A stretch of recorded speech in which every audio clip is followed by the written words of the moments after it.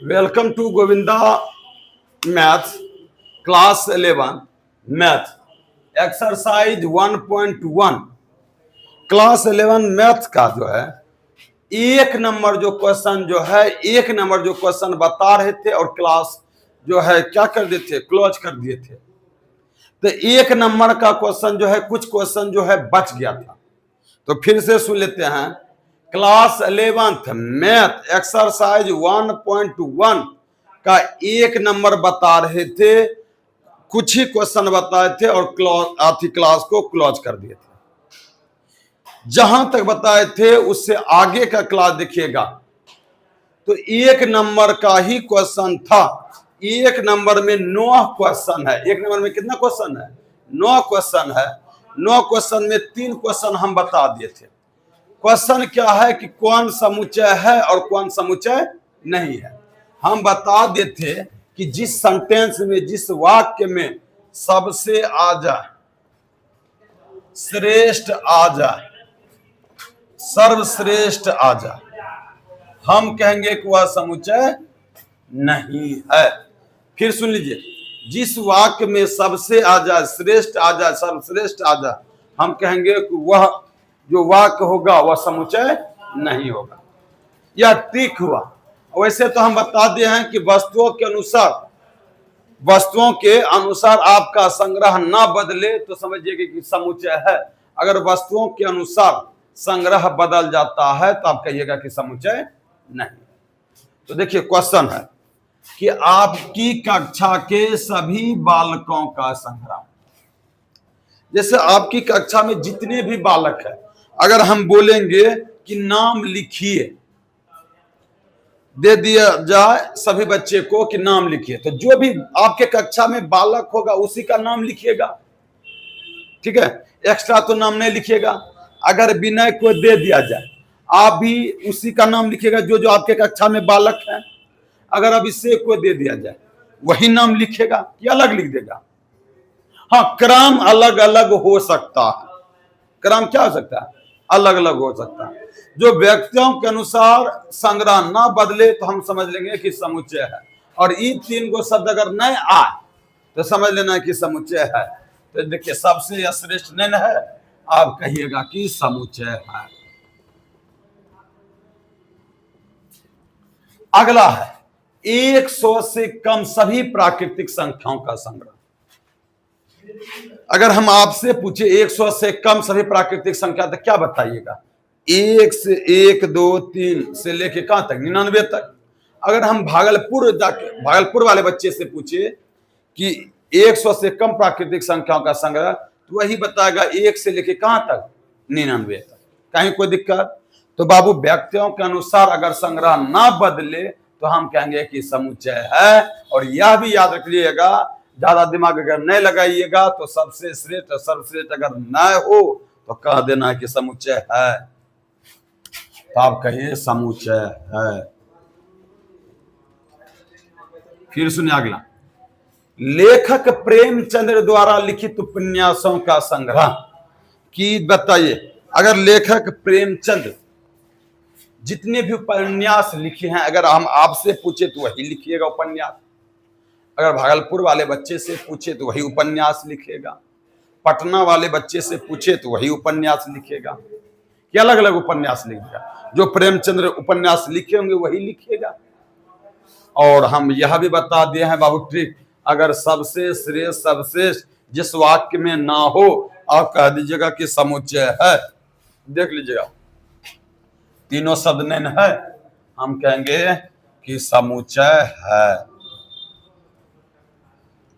सुनिए, सभी समपूर्णांकों का संग्रह। सभी समपूर्णांक क्या होगा? 2, 4, 6, 8 यही होगा। अगर हम आपसे भी पूछे तो वही बताइएगा, 0, 2, 4, 6, 8। अगर भागलपुर वाले बच्चे से पूछे कि सभी समपूर्णांकों का संग्रह बनाइए तो वह भी वही बताएगा। तो हम पहले बता दिए हैं, अगर व्यक्तियों के अनुसार संग्रह ना बदले तो हम कहेंगे कि समुच्चय है। और यह भी बता दिया, अगर ये तीनों शब्द ना हो तो क्या समझेंगे? तीनों शब्द या तो सबसे, या श्रेष्ठ, या सर्वश्रेष्ठ। इस वाक्य में कहीं दिख रहा है? अगर नहीं दिख रहा है तो हम कहेंगे कि समुच्चय है।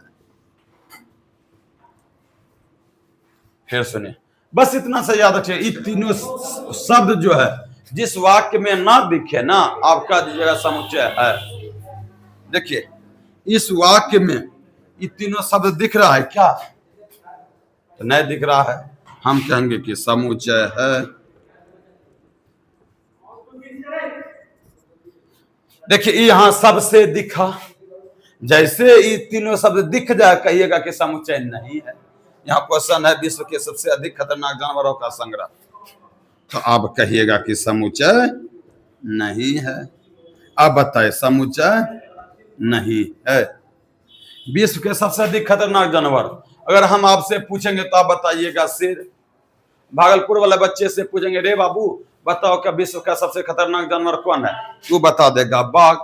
अगर पटना वाले बच्चे से पूछे तो बता देगा डायनासोर। तो व्यक्तियों के अनुसार मत बदल रहा है, इसीलिए समुच्चय नहीं। तो राय बाबू 1 नंबर देख लीजिए, उतार लीजिए, ठीक है।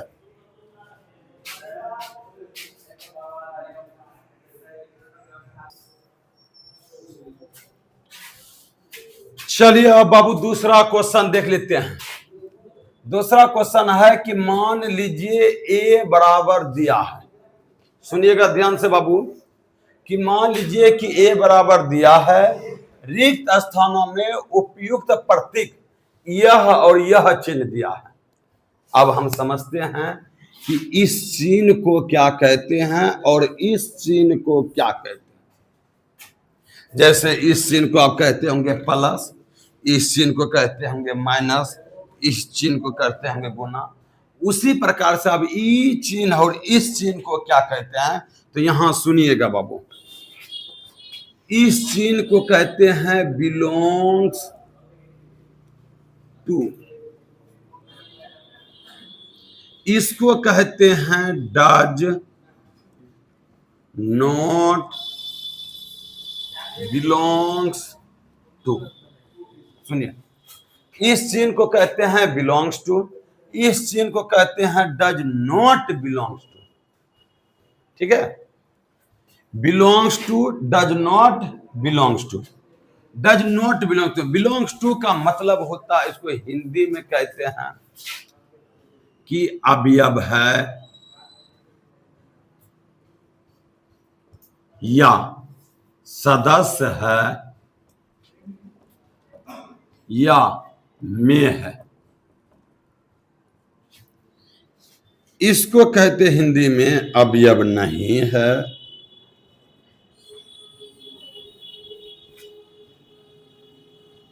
सदस्य नहीं है या में नहीं है। फिर से सुन लीजिए, अगर यह चिन्ह अब दिख जाए आपको बाबू तो बोलिएगा बिलोंग्स टू है। अगर इस चिन्ह को अगर इस प्रकार से दिख जाए तो कहिएगा डज नॉट बिलोंग्स टू।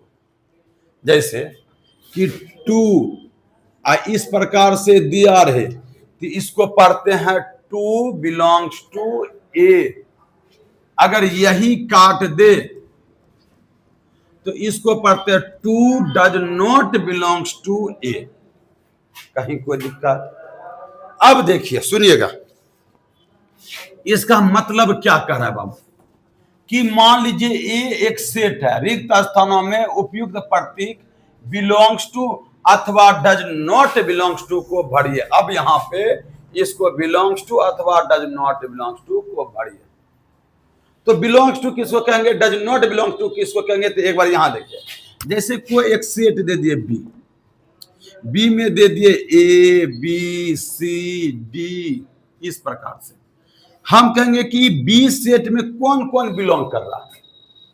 तो आप कहेगा ए बिलोंग कर रहा है बी से, बी बिलोंग कर रहा है बी से, सी बिलोंग कर रहा है बी से, डी बिलोंग कर रहा है बी से। क्या ई बिलोंग कर रहा है बी से? क्या ई जो है बी में है? जो नहीं होगा उसको डज नॉट बिलोंग्स टू भरिएगा, जो होगा बी में उसको बिलोंग्स टू भरिएगा। जैसे हम नवच्छा से बिलोंग्स करते हैं, ठीक है, तो जो नवच्छा में व्यक्ति होगा उसको बिलोंग्स टू कहेंगे, जो निरपेक्षक व्यक्ति नहीं होंगे उसको हम डज नॉट बिलोंग्स टू कहेंगे। तो जो बी सेट में जो भी अवयव होंगे वह बी से बिलोंग करेगा, जो अवयव नहीं होगा वो डज नॉट बिलोंग्स टू होगा। जैसे सुनिए, हम कहेंगे ए, अब तुम ही बताओ कि बिलोंग्स टू बढ़ाएगा कि डज नॉट बिलोंग्स टू बढ़ाएगा। तो ए जो है बी में है इसीलिए बिलोंग्स टू बढ़ाएगा। अब हम कहेंगे एफ, बिलोंग्स टू बढ़ाएगा कि डज नॉट बिलोंग्स टू बढ़ाएगा। तो एफ बी में न है इसीलिए हम बोलेंगे कि डज नॉट बिलोंग्स टू बढ़ाएगा। जो रहेगा उसमें बिलोंग्स टू, जो नहीं रहेगा उसको डज नॉट बिलोंग्स टू बढ़ेंगे। जैसे ए में क्या है, 1 2 3 4 5 6, जो है उसमें बिलोंग्स टू ए में भराएगा, और जो नहीं होगा उसको डज नॉट बिलोंग्स टू भरेंगे। जैसे 5 है तो क्या भरना है, बिलोंग्स टू। 8 क्या इसमें है, 8 नहीं है तो यहां भरेंगे डज नॉट बिलोंग्स टू। चलिए 0 है, अगर रहता 0 इसमें तो बिलोंग्स टू भराता, नहीं है तो क्या है, डज नॉट बिलोंग्स टू भराएगा। 4 इसमें है इसीलिए बिलोंग्स टू भराएगा। 2 है बिलोंग्स टू भराएगा। 10 नहीं है डज नॉट बिलोंग्स टू भराएगा। ठीक है बाबू, आज का क्लास यहीं तक रहने देते हैं। ठीक है, देख लीजिए। अगर वीडियो अच्छा लगा हो तो लाइक कीजिए, दोस्तों में शेयर कीजिए, सब्सक्राइब कीजिए और कमेंट कीजिए। ठीक है, उतार लीजिए।